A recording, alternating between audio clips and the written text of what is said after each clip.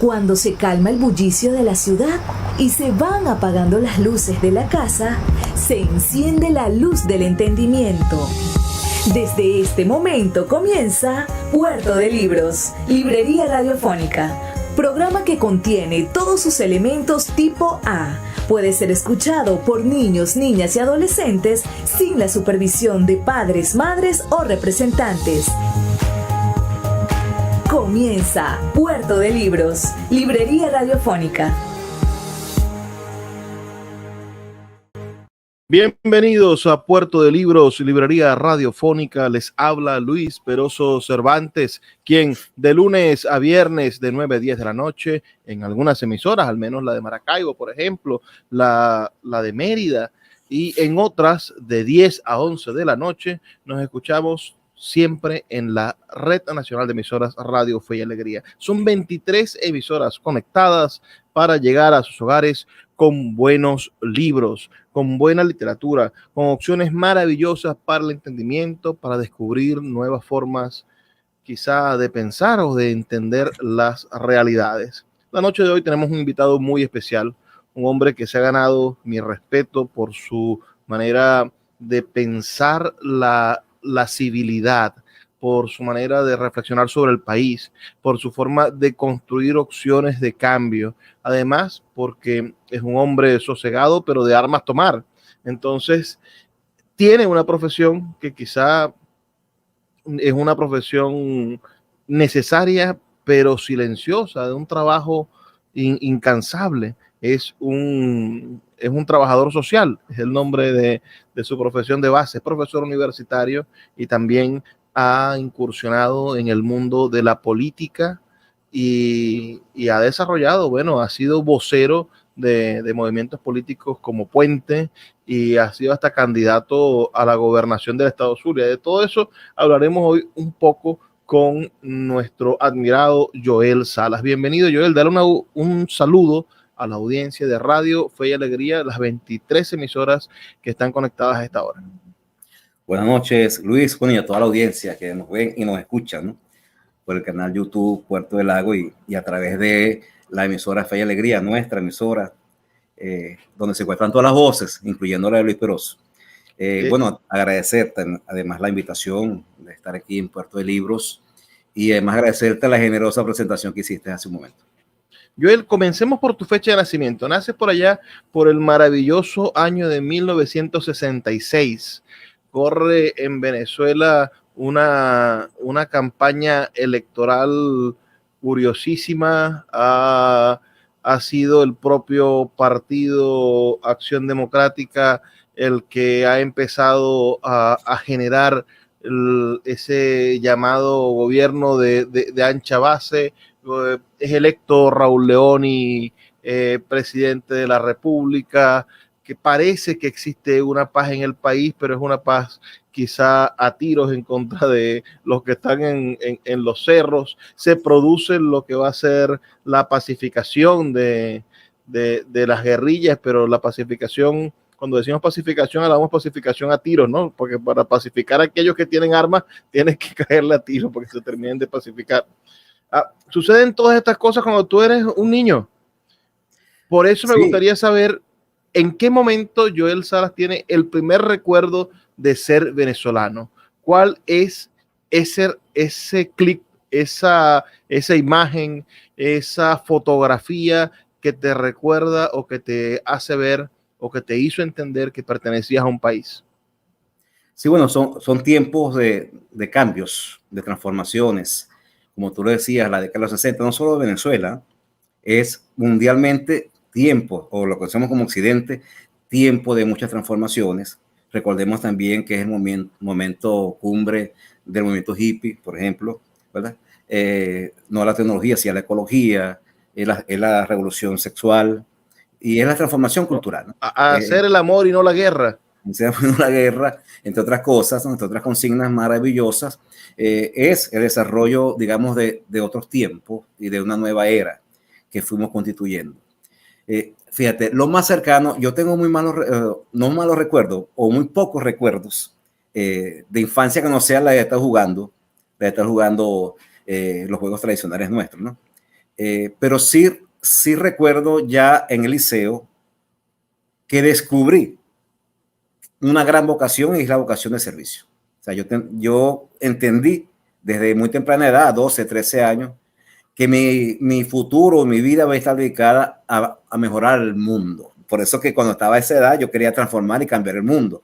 Déjame entenderlo.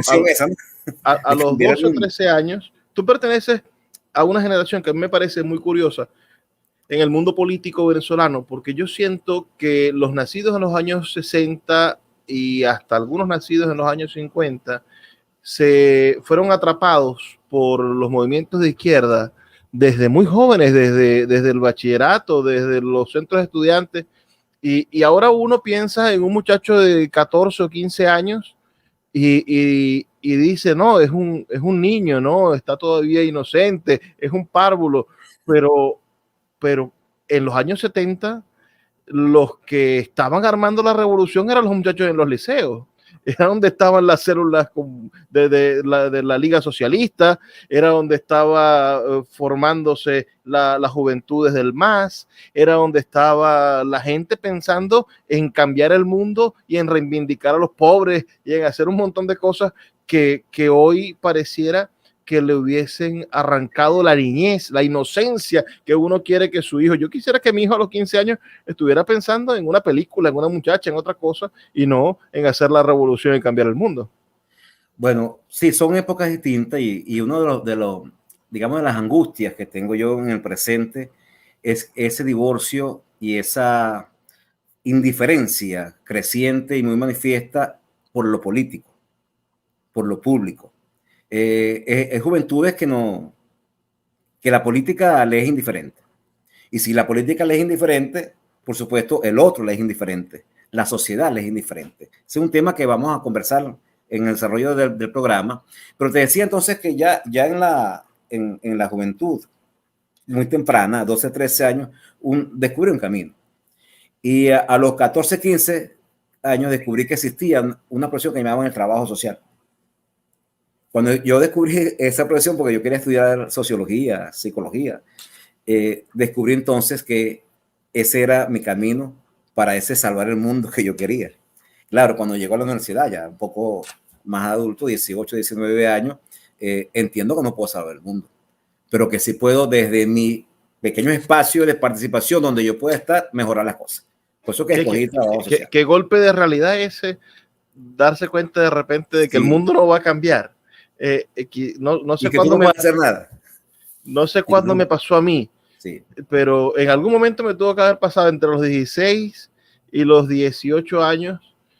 Me di cuenta de que esos sueños de unidad latinoamericana, yo soñaba con la unidad latinoamericana, que todos estos países tenían que unirse, que por qué no éramos un solo país, Sudamérica. No sé en qué momento, pero fue una gran decepción. Siento el vacío en el alma todavía de que eso no va a pasar. Sí, se impone la real política, ¿no? La real política sobre los sueños, sobre los ideales, sobre las utopías que uno mantiene, bueno, que yo mantengo todavía, ¿no? De alguna forma, sin la ingenuidad de la adolescencia, pero sí con el sueño y la esperanza de que podemos construir y cambiar en la medida de nuestras posibilidades los contextos. Yo decidí entonces, desde que estudié trabajo social tiene muchas áreas de intervención fragmentadas, ¿no? Como familia, comunidad, estudios de caso, pero yo dije, no, yo voy a donde están y se producen las desigualdades, donde se producen las injusticias, me voy a la política, que es una de las dimensiones más importantes del trabajo social, por eso que incursioné en la política, porque cuando estaba en la secundaria, recuerdo, Luis, que los partidos, como tú decías, andaban pescando lo que llamaban cuadros, ¿ok? Y como yo tenía cierto activismo en mi liceo, de una manera me encargaba de varias cosas allí, ¿no? Gestionaba y hacíamos actividades. Eras un cuadro perfecto. Para... Entonces, bueno, ellos te buscaban, pero yo siempre rechacé la militancia partidista. Le tenía cierta aversión, no sé por qué, pero sí compartíamos con ellos, claro. Y hasta, bueno, decidí al final, después de graduado, bueno, hacer parte de un partido político para desde allí poder realmente transformar transformar realidades, que es lo que nos mueve como trabajador social. Pero vamos a hablar de trabajo social. A mí sin querer faltar de respeto a la profesión, tú eres un profesor excelente, ¿no? Además eres un gremialista del trabajo social. Pero a mí me parece que el hecho de que la profesión esté tan metida, tan normada en las leyes, uno abre cualquier ley de sentido social, por lo menos en Venezuela, y dice un trabajador social, es decir, parece que el perfil más nombrado de cualquier empleado público es el de un trabajador social.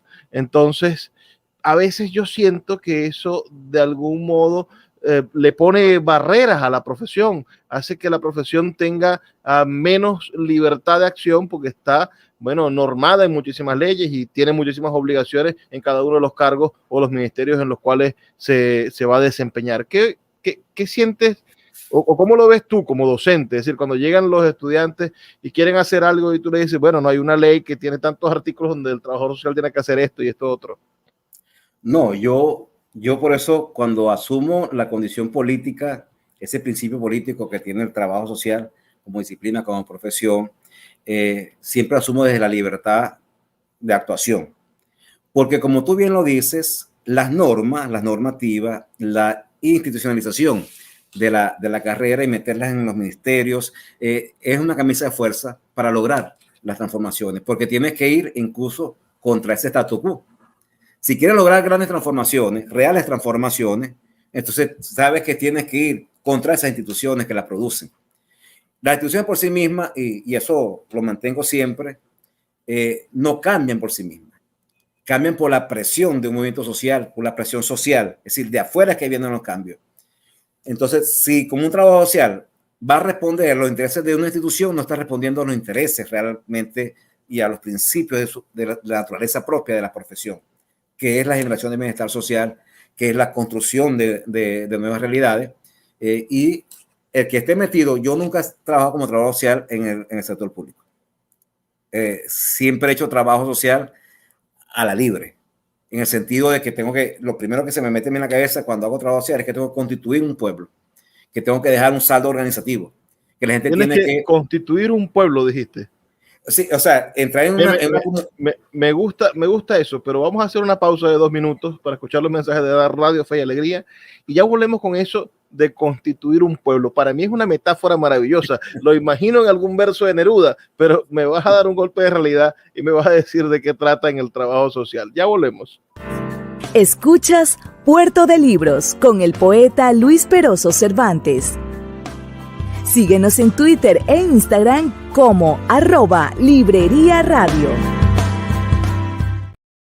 Seguimos en Puerto de Libros, Librería Radiofónica, esta noche conversando con el trabajador social, puedo decirlo de esa manera, decirlo también profesor universitario, político, escritor, locutor, analista político, asesor de gestiones públicas, Joel Salas, también encuestador, tiene un largo recorrido trabajando con la medición de la voluntad de las personas. Y hablábamos eso de hacer un pueblo, es decir, cómo el trabajador social freelance, digamos, se enfrenta a la gente, a la cosmovisión de las personas, porque vuelvo y repito, llegó el trabajador social es una frase que dicen el de aquel hombre que en la Cuarta República las leyes mandaban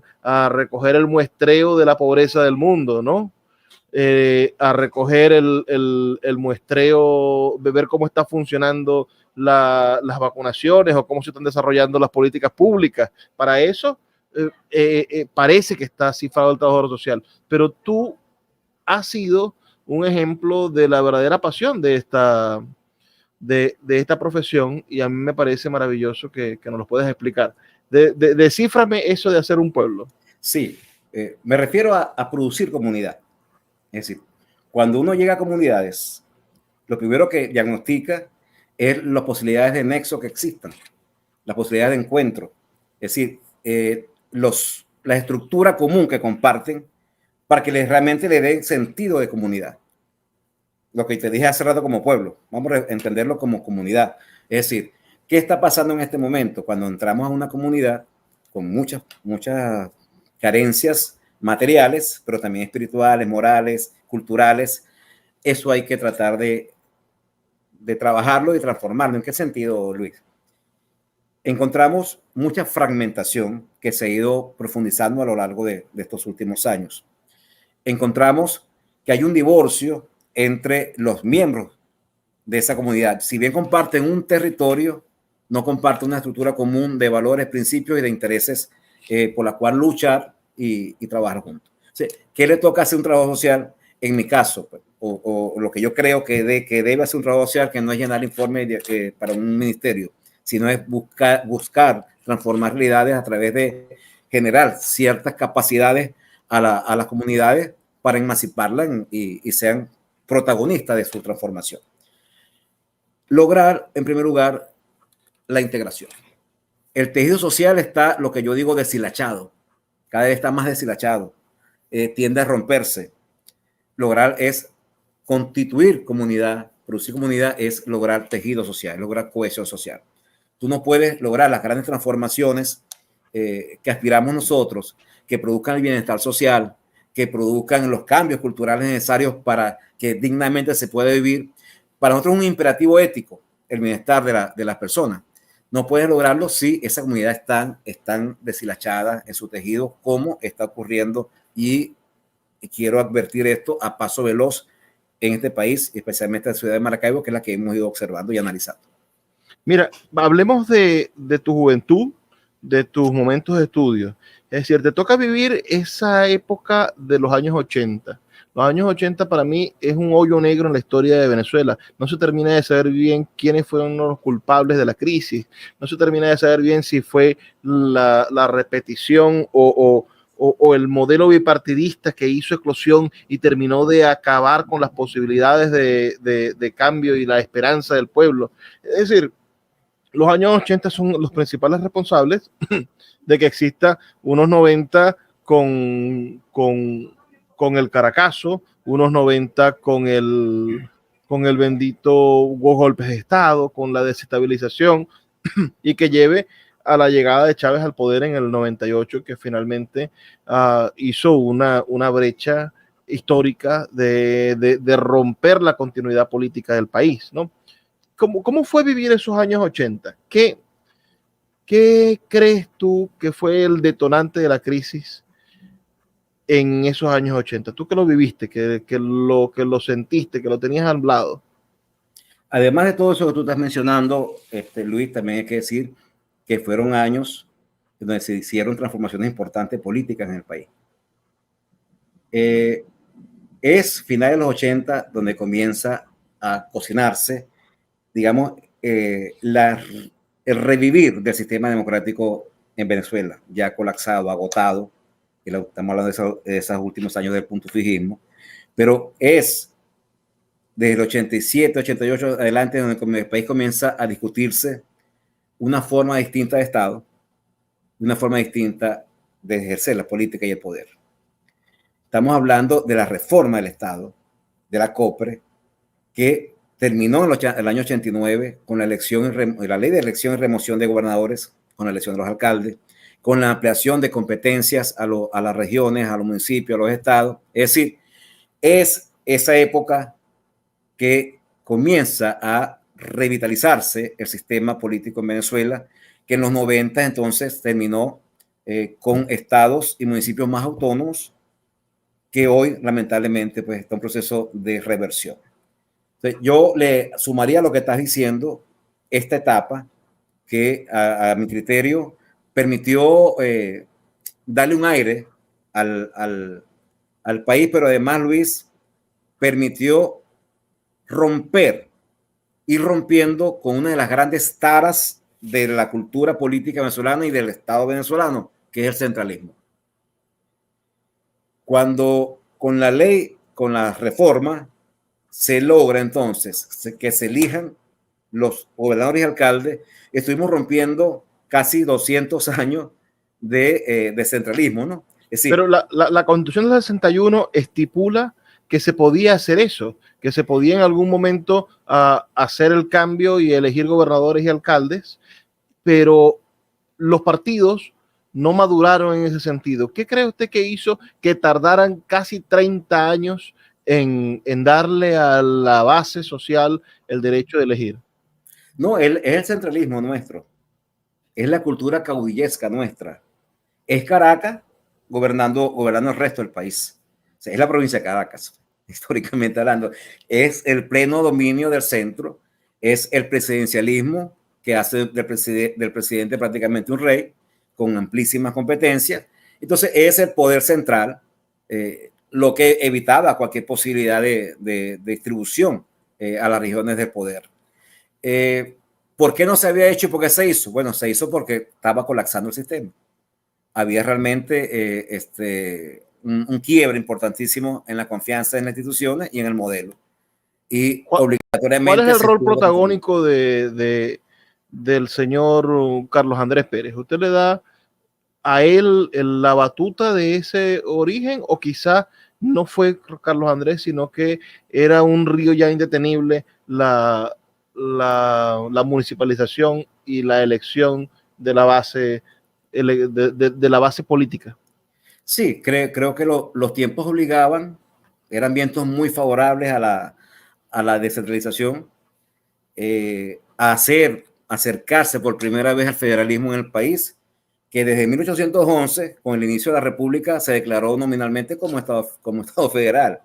Y luego de 1830 en adelante, todas las constituciones establecen la nominación de federal, pero jamás fue un Estado federal. Siempre fue un Estado unitario, centralizador de todo el poder. Hasta que llegamos a esta época. La del 61, ¿qué nos dice? El artículo 137 abre las puertas para esa elección, ¿no? Para la elección de gobernadores y alcaldes, y también abre las puertas para la competencia. Ahora, fue el poder central que reflexionó y dijo, vamos a hacerlo. No, creo que fue la presión de los tiempos y la necesidad de darle cierto oxígeno, cierto aire al sistema político. Siento además que pudimos seguir profundizando el modelo federal. Yo estoy convencido, Luis, que el mejor Estado, la mejor forma de Estado es el federalismo. Y el mejor sistema de gobierno es la democracia. Entonces, para mí hacen el maridaje perfecto. Federalismo y democracia se encuentran porque sus principios permiten encontrarse. A mayor federalismo, mayor posibilidades tiene la democracia de desarrollarse. Y del lado contrario, el maridaje perfecto es centralismo y autoritarismo. A mayor autoritarismo, por supuesto, crece el centralismo y viceversa. El Zulia eso es lo que estamos viendo en este momento. El Zulia tiene 21 municipios. 21 municipios donde hoy algunos son totalmente inoperantes. Pensemos en el municipio de Simón Bolívar, que podría ser del tamaño de una parroquia de Maracaibo. Falcón creo que tiene 25 municipios y es mucho más pequeño. Como 28, creo, si mal no recuerdo. Y es mucho más pequeño que el Zulia. Trujillo tiene 18 municipios, es decir, la municipalización fue muy dispar en el sentido en el que grandes territorios a veces son controlados por un municipio y otras veces territorios ínfimos, pequeñísimos, como Simón Bolívar. Vuelvo a poner ese ejemplo de ese municipio tan pequeño, o un municipio tan inatrapable como pensemos en el Zulia Pulgar, ¿no? Que está dividido entre Mérida y el Zulia. Es decir, ¿cree usted que se tomaron decisiones acertadas en la municipalización? Y es un proceso que no debió cerrarse, debió continuarse evaluando todo el tiempo. ¿Por qué se detuvo el proceso de evaluación de la creación o sustitución de municipios? ¿Por qué es tan complicado crear un municipio? Yo creo, en primer lugar, yo soy un militante, por decirlo de alguna manera, de la municipalización. Creo que siempre hay que acercar más las decisiones a la ciudadanía, porque entre otras cosas ella puede tener más posibilidades de control y de seguimiento y de ser vigilante de la gestión. Es decir, eso para empezar es importante. Creo que produce mayor participación ciudadana, porque tienes las decisiones y tienes al gobernante ahí cerquita. Por lo tanto, favorece a la democracia, favorece al sentido de la democracia. Pero la ley establecía y sigue estableciendo que para ser un municipio tienes que tener incluso capacidad económica de autosostenerte, ¿no? Ahora, ¿qué es lo que ocurre? Que estos municipios que tú estás diciendo dependen mucho y siempre han dependido, y es la cultura nuestra también, de los recursos del Estado. Yo conozco municipios pequeños que se sostienen, pero a partir de la promoción y el desarrollo de las actividades económicas propias que generan esos municipios. Es decir, no podemos poner a sostener a cada municipio de los ingresos del Estado. Y eso ha ocurrido. Eso ocurre. Para mí que es uno de los grandes errores. Vamos a cerrar este segmento y me voy a ir con esta afirmación. Usted me dirá en el segmento siguiente si es cierto o no. Hoy el espejo de Venezuela, los 336, 35 municipios que tiene Venezuela, son un resultado del Estado paternalista financiado por el petróleo. Hay que ir a una nueva municipalización más certera, más lógica y que esté alejada del petróleo. Me lo respondes en el siguiente segmento porque tenemos que ir a escuchar los mensajes de Radio Fe y Alegría. Ya volvemos. Con gusto. Escuchas Puerto de Libros con el poeta Luis Peroso Cervantes. Síguenos en Twitter e Instagram como @Librería Radio. Seguimos en Puerto de Libros, Librería Radiofónica, esta noche conversando con el trabajador social, político, analista de gestión, un hombre además de radio, de medios, de escritura, un verdadero intelectual del occidente de nuestro país, nacido en Falcón, ¿verdad, Joel? En Punto Fijo, en la península paraguana. Pero con una vida activa en el estado Zulia desde hace mucho tiempo, pero esto lo vamos a nacionalizar zuliano. Bueno, mira, yo tengo las dos nacionalidades. Ya tiene pasaporte de las dos nacionalidades. Lo cierto es que Joel, le acabo de preguntar si, bueno, en esto de repensar el país, porque el país se está repensando todo el tiempo. La crisis del petróleo es una crisis que comenzó hoy con la destrucción de la empresa petrolera, pero que va a continuar con el cambio del sistema económico y el sistema energético del mundo, ¿no? Es decir, Venezuela va a enfrentar una crisis petrolera dentro de 10 años, cuando en la década del 30 empiecen a dejarse de usar combustibles fósiles. Entonces, la crisis petrolera llegó para quedarse. No hay que repensar la geopolítica nacional a partir de la no dependencia de esos municipios del petróleo. No habría que crear un solo municipio en Santa Rita, Bolívar, Miranda y Cabimas para que sea verdaderamente viable la costa oriental y la administración de esos territorios. ¿Qué crees tú? Bueno, también existen las mancomunidades, ¿no? Entre los municipios. No, yo creo, Luis, que este país ha tenido sabios y que han advertido en su momento. Acuerdas aquella frase muy famosa y muy trillada, pero que no deja de ser por eso muy profunda y muy importante? Hay que sembrar el petróleo. Lo dijimos, nos dieron nuestros sabios hace décadas, muchas décadas atrás, a inicios apenas de lo que era el boom petrolero venezolano. Yo creo que el petróleo no es que ha sido el diablo, ¿no? Es que la política nuestra fue dejar todo el soporte económico del país en ese solo rubro, en ese solo bien, que es el petróleo. Creo que él va a seguir jugando un papel importante en el país en términos de la economía, porque el petróleo, bueno, son los grandes ingresos por los cuales el país puede comenzar a repensarse su economía y su plan.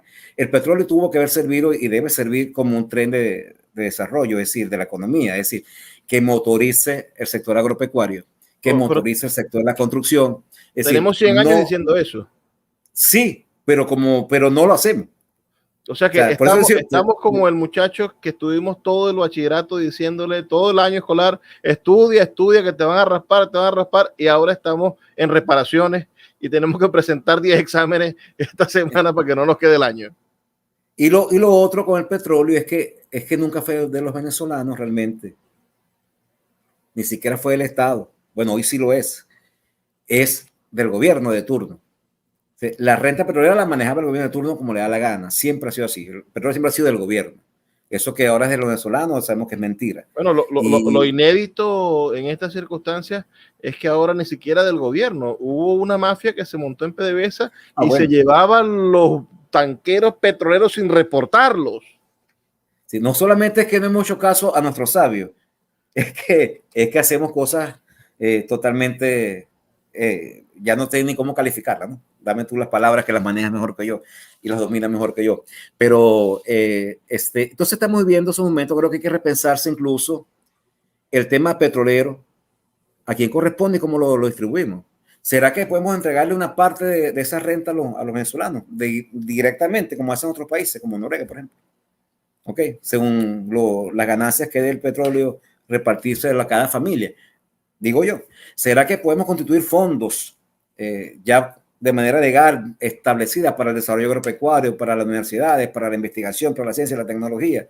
Es decir, que no haya discrecionalidad del presidente de turno, del gobierno de turno, a decidir qué va a hacer con eso, sino que haya un plan realmente en el uso de esos recursos. Y además que esos recursos no pueden servir solamente, o sea, no puede depender la vida económica de Venezuela del petróleo. Tiene que haber una diversificación y eso estamos todos de acuerdo. Y lo hemos hecho toda la vida. Y hemos estudiado para eso, pero nunca hemos aplicado el examen como tú dices. Tú haces encuestas. Estás ahorita, supongo, midiendo siempre sistemáticamente, científicamente, por lo menos a estas poblaciones del occidente del país. Ese es un problema de la gente. La gente está preocupada por cómo se invierte el dinero del petróleo. ¿O de qué se preocupa el venezolano? ¿Por qué el venezolano, a mi modo de ver, me podrás decir tú que estoy equivocado, es tan inmediatista? Se preocupa por cosas que son el síntoma y no la causa. Mira, el interés y el gran tema de la mayoría de los venezolanos, estoy hablando de la gran mayoría porque es el grueso que está en situaciones de mayor precariedad, es la vida económica, es la vida material, es la comida, es la harina, es la arepa. Es decir, ese es el gran tema de los venezolanos, de la gran mayoría de los venezolanos.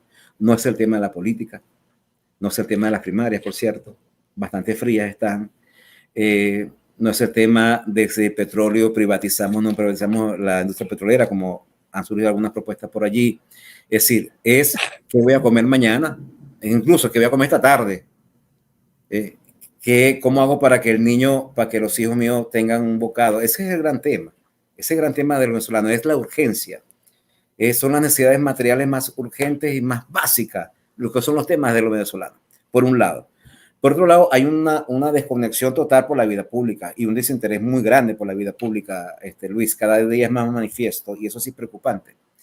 Porque si no hay interés por lo político, por la política, entonces crece y sigue creciendo el individualismo, que ha ido creciendo a constituir una sociedad narcisa, muy pendiente de sí mismo, mirando hacia adentro, hacia mis propios propósitos, a mi forma de ver, de pensar, de sentir.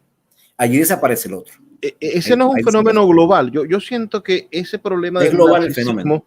Es un fenómeno global. Estamos frente a una sociedad que hoy no le importa, o te digo yo, mi generación, nosotros los millennials, imponemos primero nuestro beneficio personal, nuestra felicidad. Primero soy feliz yo y después me preocupa si son felices mis padres. Porque sí, yo no soy culpable de la infelicidad del otro. Pero fíjate lo que acaba de decir.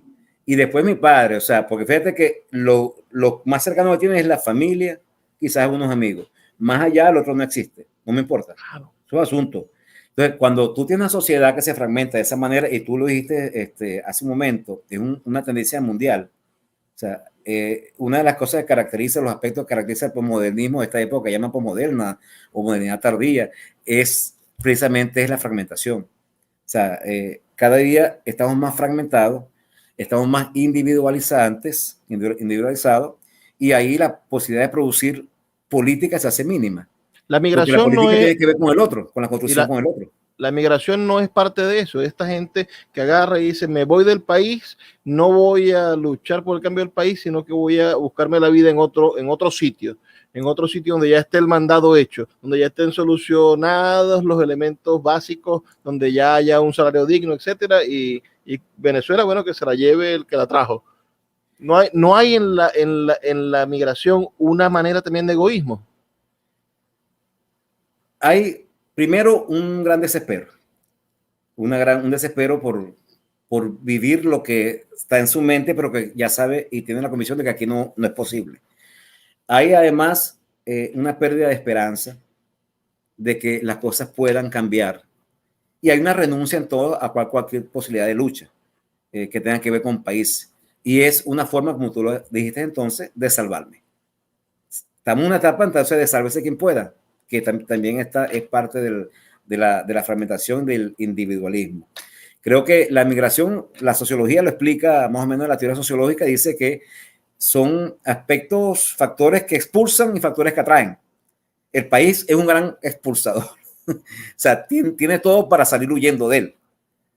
Y hay países que más o menos te dicen, aquí puedes encontrar lo que andas buscando, o sea, un empleo, puedes tener una vida más o menos digna, vente para acá. Entonces, bueno, eso más o menos explica el fenómeno sociológico de la migración. Pero creo que a nosotros nos está dejando problemas profundos, incluso a nivel de la familia. Hay una reconfiguración familiar, hay nuevos roles, ¿ok?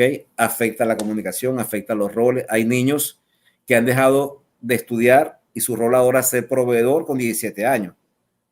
Pero hay niñas de 15 que están haciendo papel de madre de una hermanita de 5.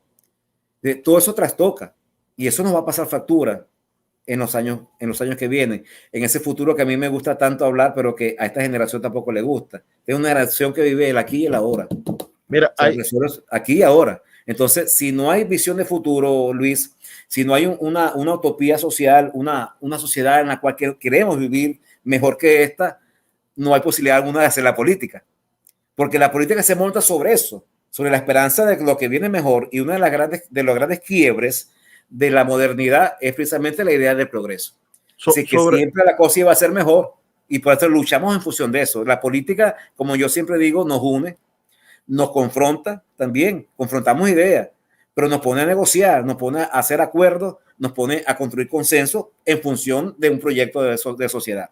Si no está en nosotros un proyecto de sociedad, sino que está mi proyecto personal desde aquí y ahora, difícilmente puede haber política, y eso también puede explicar mucho la indiferencia y el divorcio que tienen las grandes masas de la política en el país, además de los desencantos, ¿no? Y de las grandes razones valideras que tiene la gente por no creer y no tener confianza en ninguno ni en el otro. Y que ese individualismo también se metió en la política, y durante muchos años tuvimos a políticos que iban a la política por sus intereses personales, ¿no? Para beneficiarse, para desarrollarse, para enriquecerse.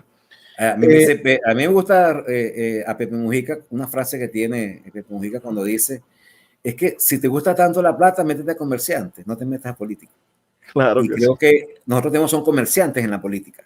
Vamos a hacer una pausa, Joel, la última pausa de este episodio. A la vuelta te voy a comentar una cosa que me pasó recién con un correo electrónico que escribí que se titulaba ¿Cómo renunciar a un partido político?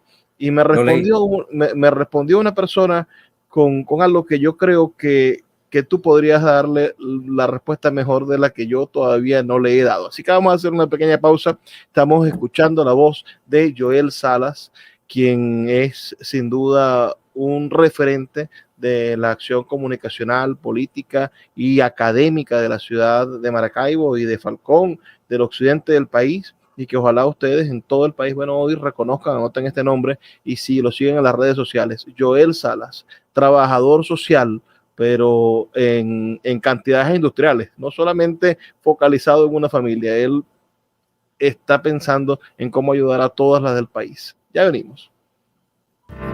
Escuchas Puerto de Libros con el poeta Luis Peroso Cervantes. Síguenos en Twitter e Instagram como @Librería Radio.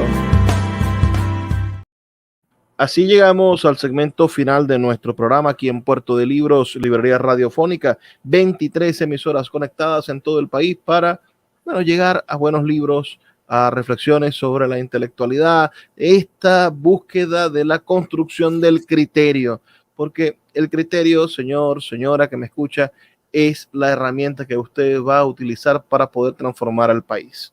Y el criterio no es algo que te vendan en la tienda y no es algo que nazca solo, es algo que usted va a irlo construyendo con las ideas de los otros. Es una especie de alacena que uno va llenando con ideas y con experiencias vitales. Entonces su criterio en este espacio, bueno, tiene una oportunidad de meter una nueva fichita a su biblioteca de criterios y poder seguir enriqueciéndose, porque a medida que uno tiene más criterios, bueno, tiene mayor posibilidad de criticar.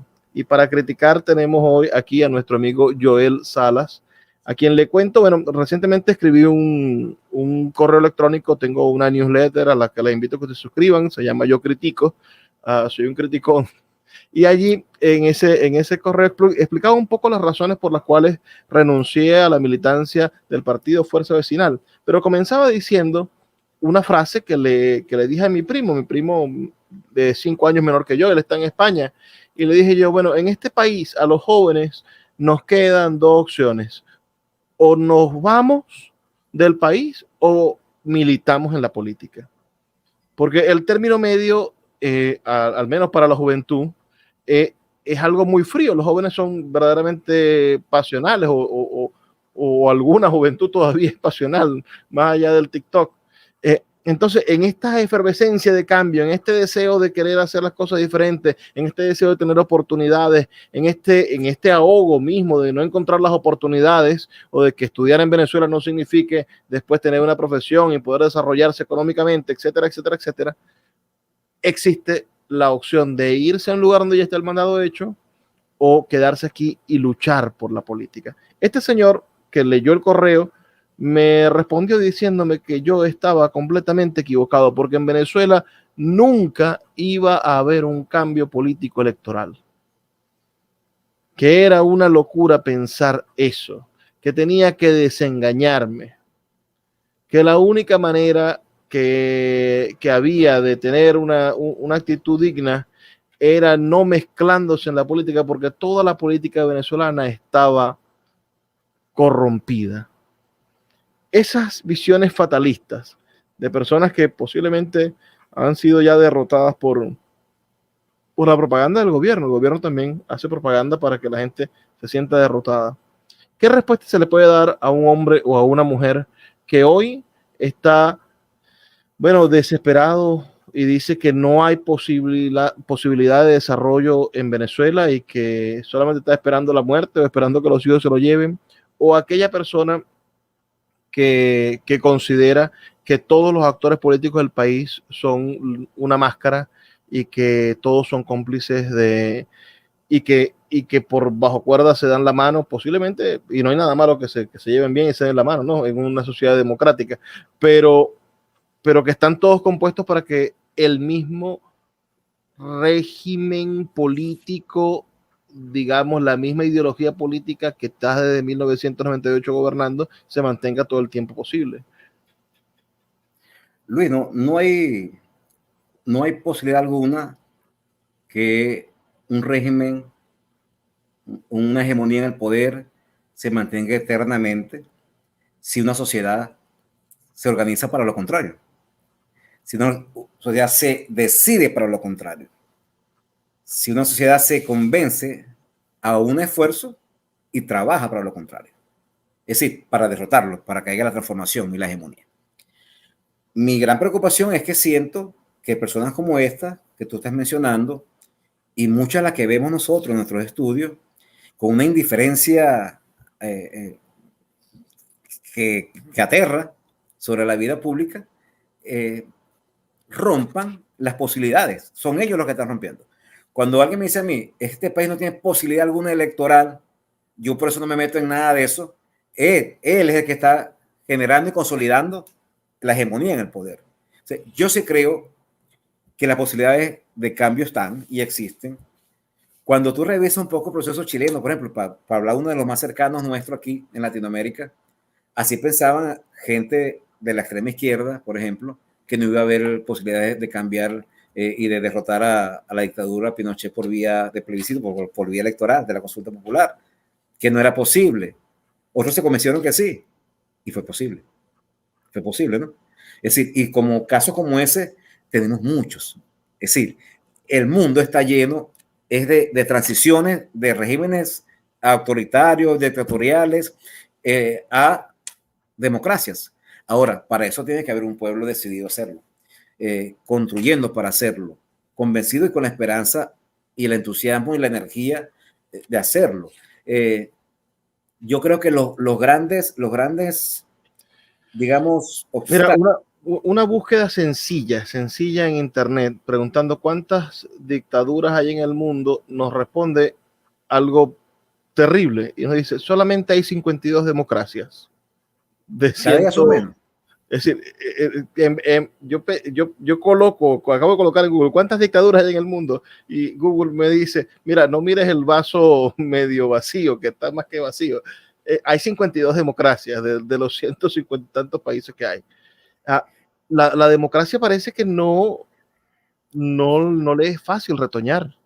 Hay un agravante y es una tendencia mundial, Luis, es que el nuevo autoritarismo, para llamarlo de una forma, que se viene instalando a nivel del planeta, es decir, y que tiene básicamente características similares que es esta. Están llegando por procesos democráticos, llegan al poder, procesos democráticos, después hacen unas transformaciones institucionales, legales, para ir consolidando un poder autoritario totalmente, ¿ok? Es decir, son autoritarismo de nuevo cuño que llegan no por la fuerza de los fusiles, sino llegan por la fuerza electoral, pero después hacen toda una transformación. Ya, bueno, el país ha vivido eso, por ejemplo, ¿no? Lo estamos viendo en otros países de Latinoamérica. Comienzan a pedir la reelección indefinida, ampliar los años de mandato, a tener control de los otros poderes, es decir, y comienzan una forma de hacer una dictadura que juega de forma distinta a las dictaduras clásicas del pasado.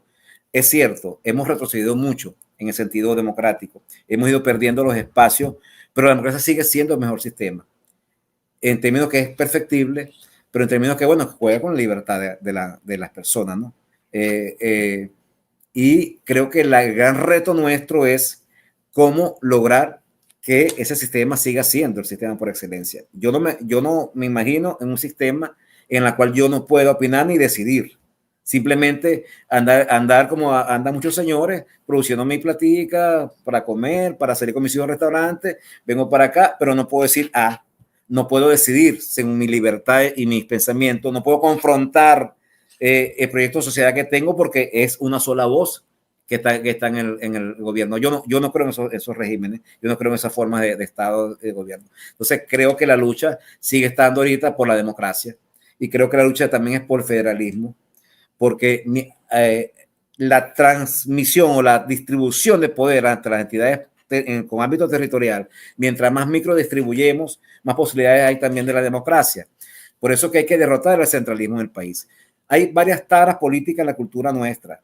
Una es el centralismo, otra el caudillismo, otra es el nepotismo, el clientelismo y una cosita que llaman corrupción, que nos comentó. Esas 5 taras creo que hay que limpiar la política de ellas y establecer una nueva forma de entender la política, de entender el poder.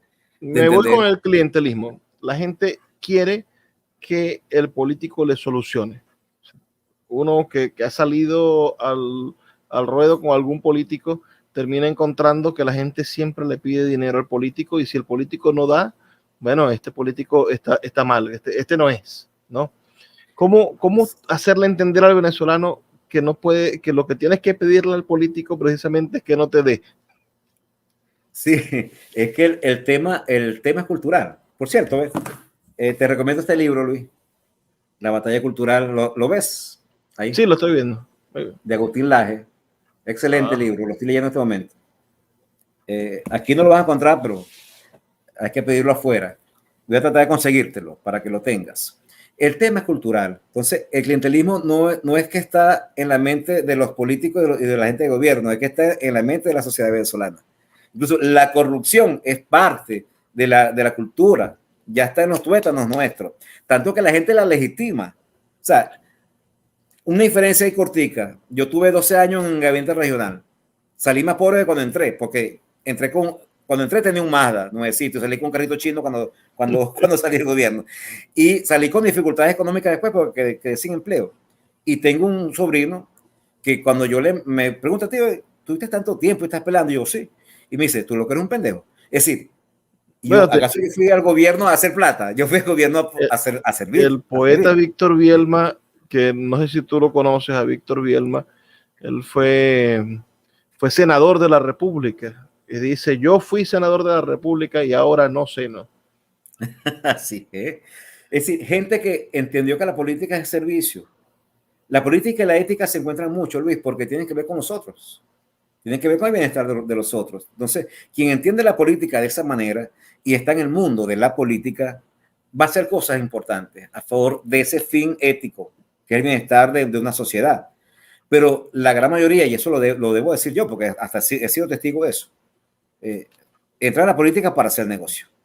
Ahora, son unos rojos, son los chavistas nada más, son los opositores. Es el pueblo venezolano, es la sociedad venezolana, es la cultura nuestra, la que de una manera está marcada por esas taras, y esas taras hay que transformarlas. Por eso que el proceso nuestro de transformación de la política en el país es pedagógico, es educativo, es de generar una forma distinta de significar, de los significados que tiene la política.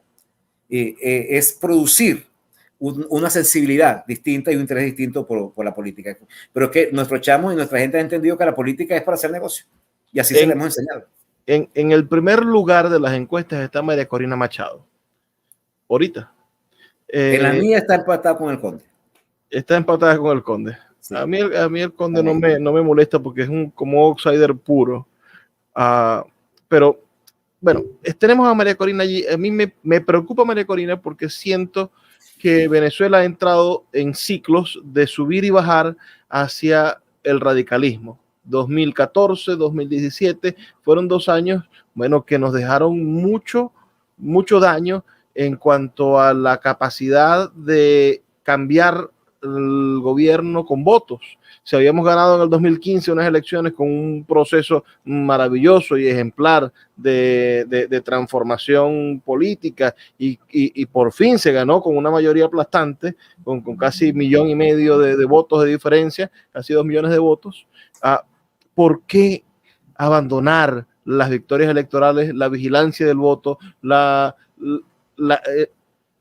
el testigo de mesa, que es tan importante, esa acción que es vital para poder tener legitimidad en el proceso electoral? ¿Por qué abandonar eso e ir a lanzar a nuestros jóvenes a los procesos bélicos de confrontación cuando ni siquiera tenemos armas? A mí esas guerras siempre me recuerdan a la Guerra Civil Española. Los republicanos tenían razón, pero perdieron la guerra.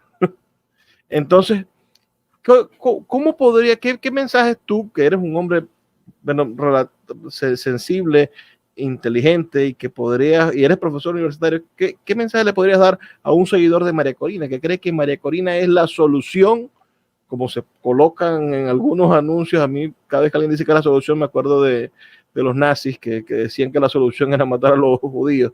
Pero los que creen que María Corina es la solución, que es la verdadera oposición, ¿qué le podrías decir tú? ¿Cómo tú podrías explicar dónde está el fallo de esa aseveración?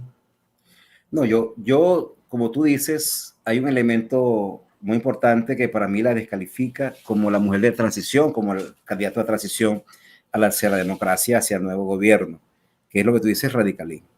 Sí, creo que tiene características muy familiares, o muy particulares, o muy, digamos, semejantes al discurso chavista.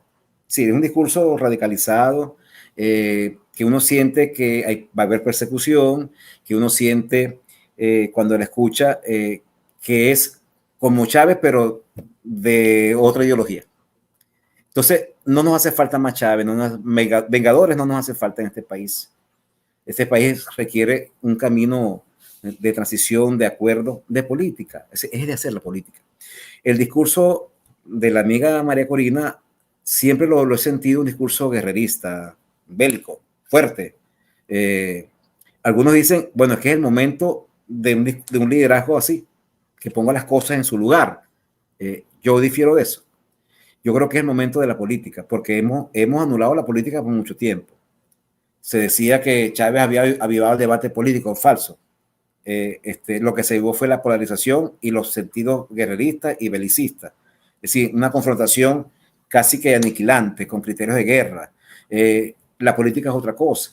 La política, ¿cómo nos entendemos? Nos tocó vivir aquí juntos, en este país que es tuyo, que es mío. Tiene una idea distinta a la mía. ¿Cómo vamos a hacer para que podamos acordarnos y tomar decisiones en función de la gran sociedad? Entonces, eso incluye a los chavistas, por ejemplo, y nos incluye a nosotros. ¿Cómo hacemos para, en esas grandes diferencias, lograr resultados?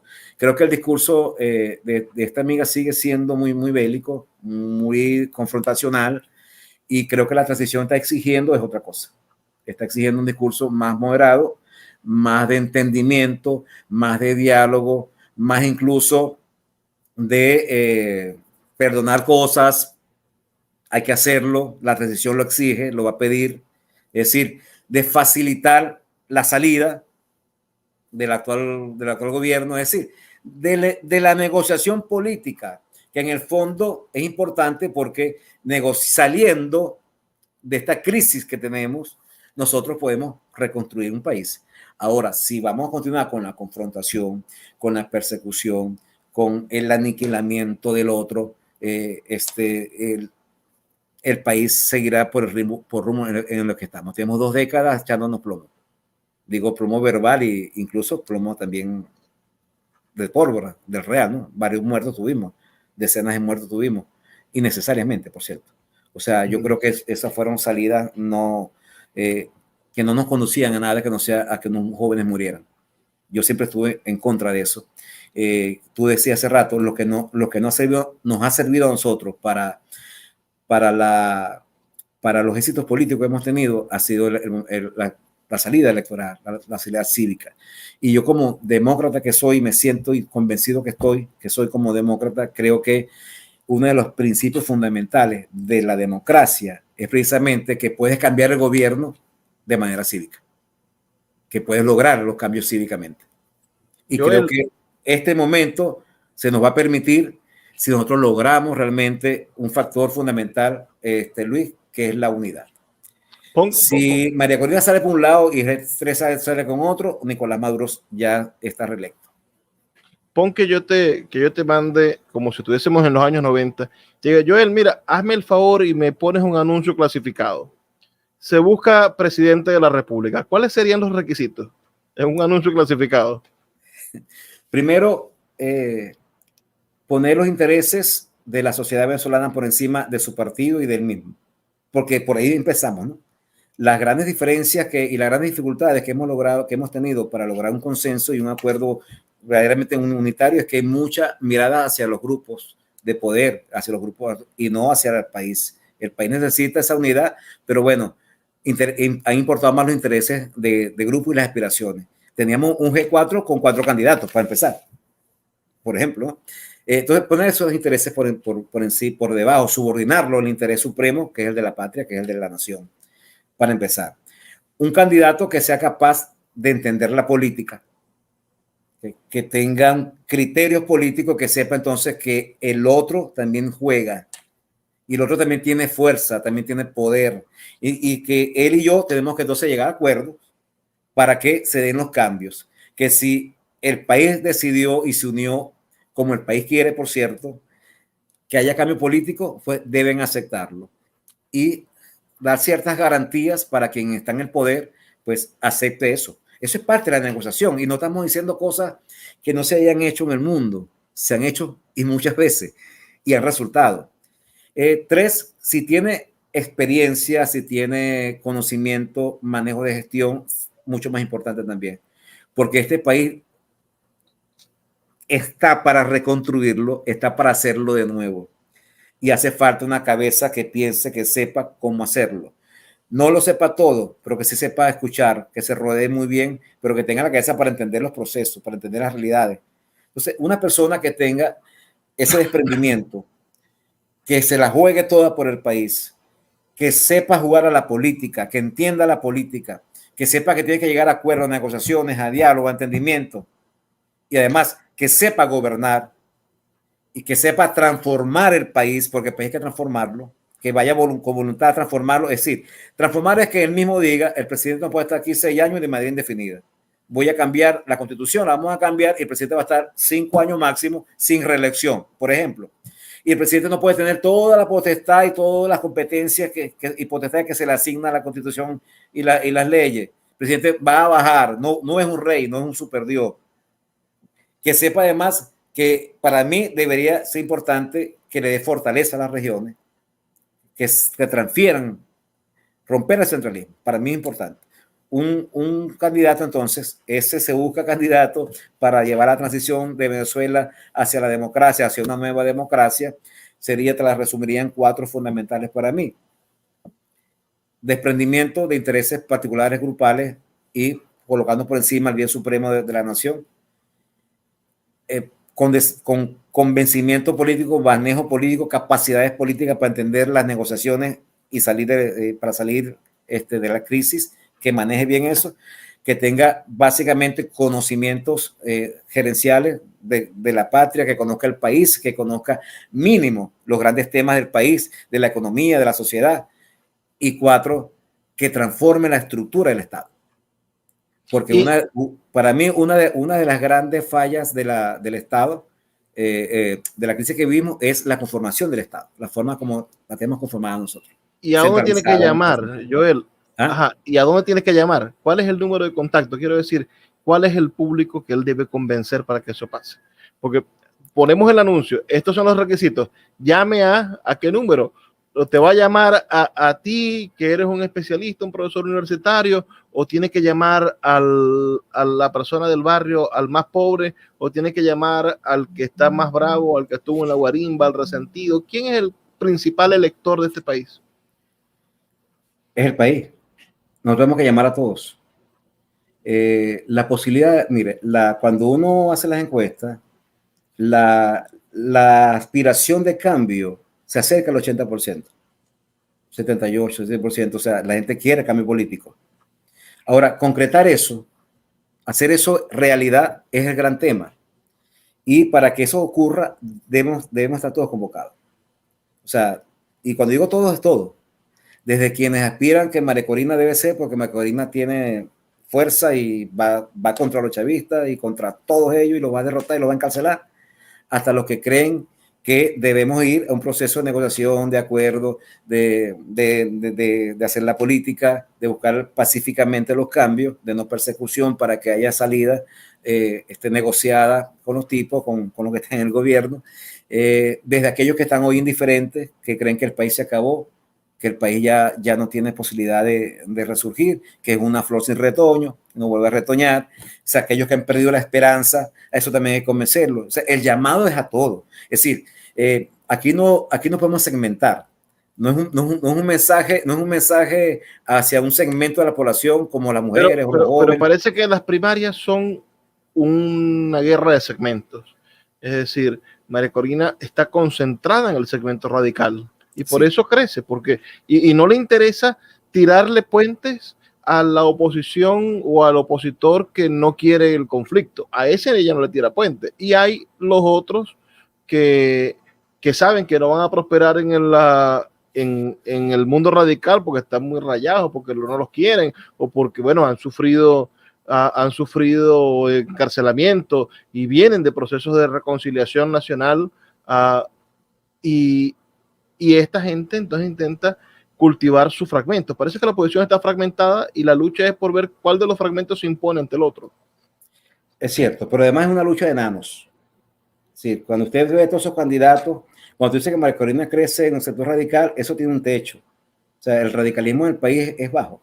A pesar de que la aspiración de cambio es muy alta, a pesar de que las dificultades son profundas en la mayoría de los venezolanos, el sentimiento de venganza, de radicalismo, de persecución, no está en los venezolanos.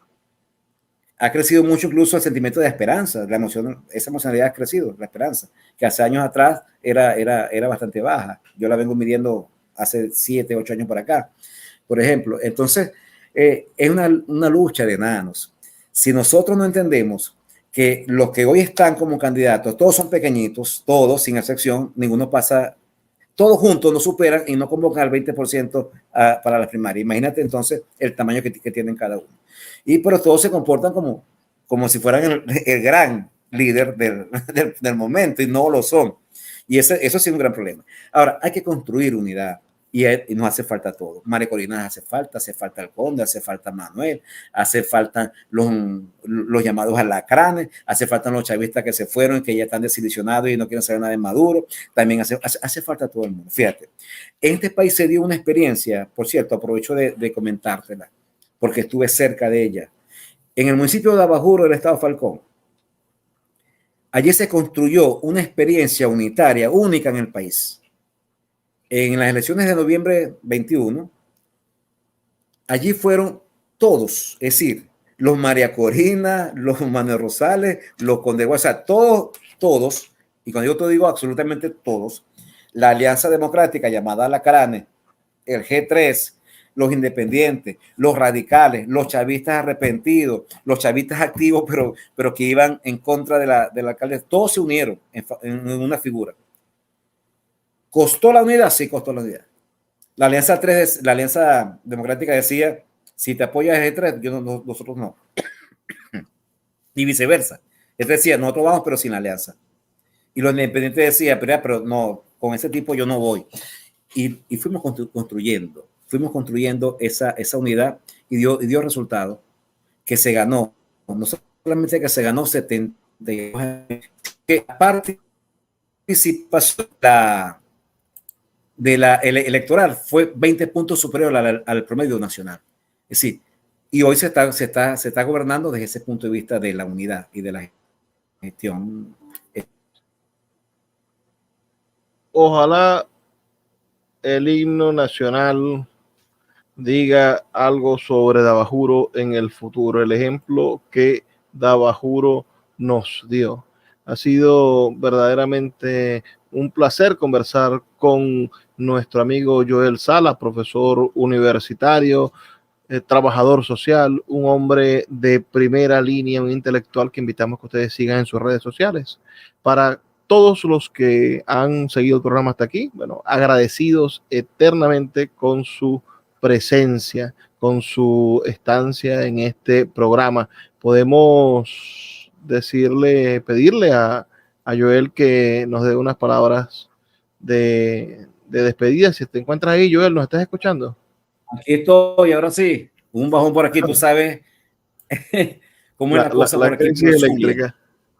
Sí, bueno, Joel, unas palabras para cerrar, para cualquier joven que quiera servir como tú fuiste llamado en tu juventud. ¿A qué lo invitas? ¿Lo invitas a que se inscriba en una escuela de trabajo social o lo invitas a que milite en un partido político? ¿Cómo hace un joven para servir en este siglo XXI? Yo le diría primero que lo invitaría a encontrarse con los otros, a producir encuentros en su comunidad y con lo otro que es diferente. O sea, ¿quién es el otro? El otro no es mi vecino, ese es igualito a mí. El otro es aquel que realmente es diferente a mí. Es decir, un militante, por ejemplo, de María Corina, el otro es un militante de Manuel Rosales. Son distintos, ¿no? En los planteamientos, ¿no? Y en la forma de entender la política y de plantear la lucha. Eso que son distintos debe encontrarse. Creo que debemos producir mucho encuentro. La juventud debe interesarse por lo público. La juventud debe pensar que la vida va más allá del día de hoy en el cual estamos anclados. La juventud no tiene referentes, no tiene anclaje social, anclaje político. Es decir, no hay ídolos que uno mira y dice, quiero ir para allá. Por ejemplo, no hay un Mandela que pudiera motivar a estos jóvenes. Yo diría a estos jóvenes primero producir encuentros, ir a la búsqueda de otros, establecer nexos. No hay ser humano autárquico, no hay ser humano que sea emancipado por sí mismo. Todos necesitamos a los otros. Todos dependemos de los otros. Y en la medida que nos encontremos con los otros, nuestros sueños, nuestras aspiraciones se hacen mayores, la posibilidad de conseguirlas. No andemos solos. No andemos ensimismados y mirándonos a nosotros mismos. No seamos narcisos. Vamos a tejer los hilos con los demás, con nuestros vecinos, nuestra familia, con los otros diferentes, y pensemos en construir un país. Vamos a soñar, vamos a soñar. Es decir, vamos a restablecernos las utopías. Muchos hablamos de utopías, vamos a establecer una utopía social, una sociedad como la queremos, cómo la pensamos, cómo la soñamos, y vamos a juntarnos para lograr ese sueño. Eso es lo que yo le diría a un joven. No te dejes atrapar por el individualismo, no te dejes fragmentar. Este es un mundo que está fragmentando muchísimo. No te dejes ensimismarte y no te dejes atrapar por el individualismo. Busca, encuéntrate y piensa y sueña junto a los otros. Eso sería lo más ético que podemos hacer. Amén. Escucharon la voz de nuestro admirado Joel Salas, profesor universitario, analista político, encuestador, hombre de medios. Tiene en Radio Fe y Alegría de Maracaibo un programa que se llama Salas de Opinión, que invitamos a seguir también en su Instagram. Tiene un Instagram donde sube los programas, cualquier persona en este país a poder acercarse a las reflexiones que hace nuestro amigo Joel Salas en Salas de Opinión. Es hora ya de retirarnos, no sin antes recordarles que Puerto de Libros, librería radiofónica, sale en la Red Nacional de Emisoras Radio Fe y Alegría todas las noches para llevar a sus hogares buenos libros. Trabajo para ustedes Luis Peroso Cervantes. Los invito a que nos sintonicen el día de mañana. Por favor, sean felices, lean poesía.